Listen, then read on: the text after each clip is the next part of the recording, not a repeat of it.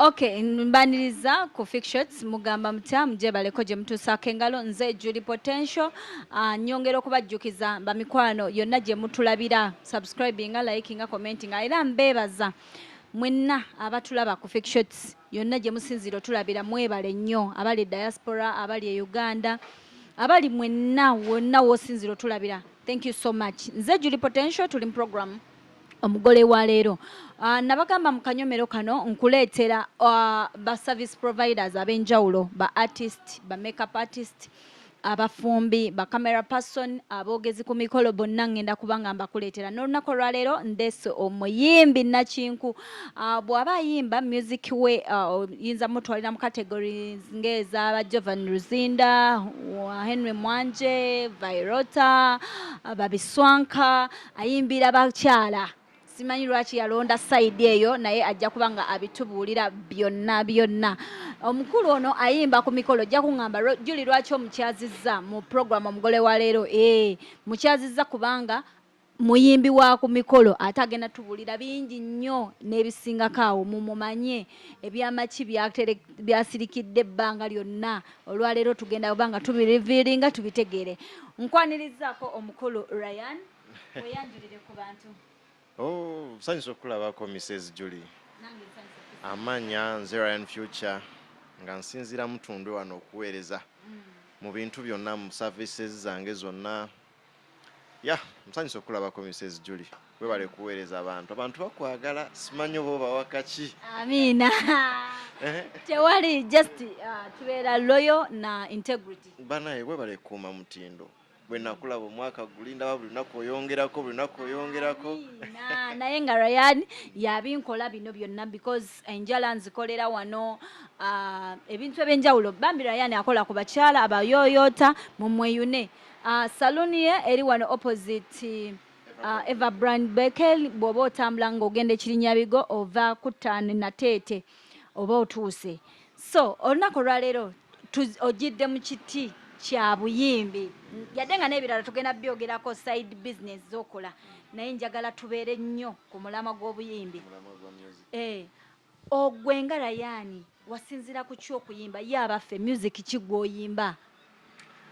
Music nze ndi muyimbi era nnyimba music okusingira ddala music gwe nnyimba w'abakyala era abakyala be bawagizi bange. By the way mwebale kumbeererawo abakyala mumbeereddewo nnyo mwe musinza okuba abawagizi bange ebbanga lyonna mbebaza music wange mumuwagira ennyimba zange muziwagira challenge ne zifuuka challenge mwebale kuwagira Ryan Future nsiima byonna nsiima. Mrs. Julie webale kulabika bulungi. Webale kusiima. Kakati omuntu ali eyo ayagala okumanya Ryan abeerawo atya? Music ono si mwangu. Twagala abantu basigira akafaananyi how do you survive and ebintu bya music obikwasaganya atya n'embeera ze z'okubeerawo oba n'okwebezaawo gwe ng'omuntu?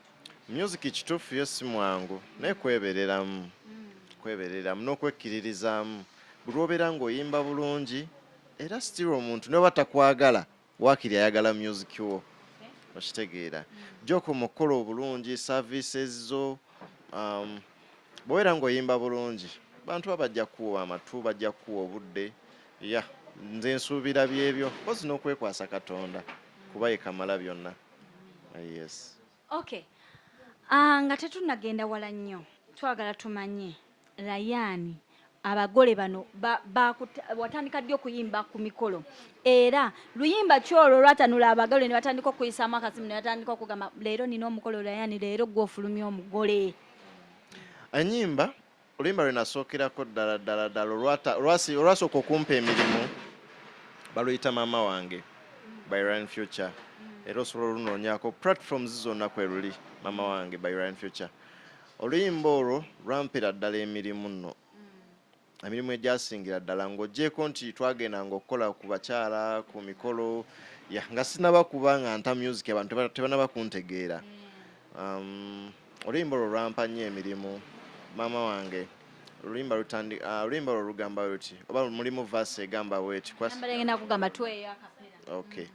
Oluyimba lugamba mama wange kankuwenga kankuwe munange nkuwe ebirungi onyumirwe embeera abalala obasinga wamma mama kankuwenga kankuwe munange nkuwe ebirungi onyumirwe embeera okay.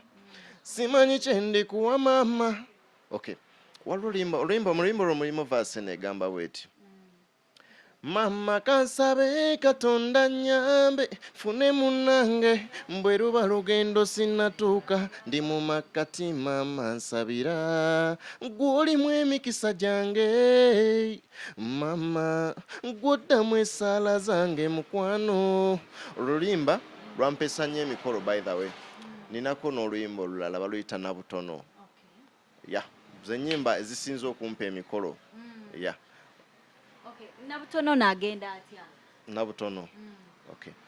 Nzobongo abogatta mathematically, onfumbye nayidde biologically, ontuziza mu kisikirize wali, abyenduuza maddu tebiwomya magi, njagala kulambako kumakinga, nkoze n'obunyama bwa kukumanga, mbweri baddogo masava owunza, mbwetaba cupa nimumbuzeeko ga, nategese nguze n'obusubaawa, nze nekubye ne ku kiwoowo ky'enkwawa, kuwunyire bulungi gy'onontwala, gy'oliba n'akakasambu wazze n'ekyana, nabutono nabutono, nze omutima gwasiimaka nabutono, tonyooma bukazi butono, mbulimu ebirungo obwo nabutono, nabutono nabutono, nze omutima gwasiimaka nabutono, tonyooma bukazi butono, mbulimu ebirungo obwo nabutono. Wow, bannabutono yonna gye muli twafunye lawyer, twafunye justice. Manya muina nnyashi tetwagala kumanya tujja berawa sikwegumya baddiya batwagala Juli wakataketake bwati simumpi simuwanvu kimala bambi na bigi buti bombe simolo nyashi enviri z'amasadde n'ebisa nzoli byogedde nyashi yenawe buli naiti laba kasusu ne kalangi wena waterera okuva left right ontuwozezza obufofofo mbyogedde nyashi atalina nyashi guma